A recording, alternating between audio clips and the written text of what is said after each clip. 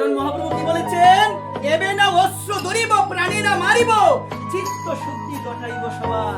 দাপর যুগে দাদা বলাইকে কথা দিয়েছিল, কাকে গো মা? দাপর যুগে দাদা বলাইকে কথা দিয়েছিল, দাদা আমি যখন কলিযুগে যাব তখন আমি অস্ত্র ধারণ করব না, আমি নামের মাধ্যমে সবাইকে উদ্ধার করব।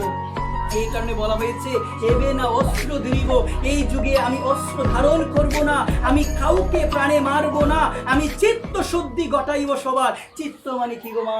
চিত্ত মানে হলো হৃদয়। হৃদয়কে শুদ্ধ করবে আমার মহাপ্রভু কিভাবে গো মা? একমাত্র হরি নামের মাধ্যমে। ওই কারণে তো প্রভু বলছেন, কি বলছেন প্রভু? প্রভু বলছেন আমি কাউকে মারব না, আমি সবাইকে উদ্ধার করব এই হরি নাম দিয়ে। এই হরি নামের খেলার মধ্যে যে ঢুকতে পারবে সে ভব নদী পাড়ি দিতে পারবে।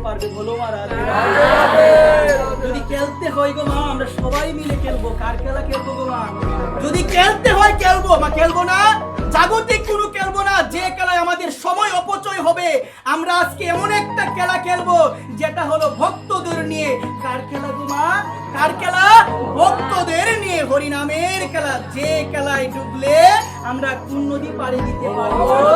ভব নদী পাড়ি দিতে পারবো। বলো মা বলছেন মহাপ্রভু দিয়েছেন নাম, আর আমরা সবাই মিলে আজকে নামের খেলায় মাতবো।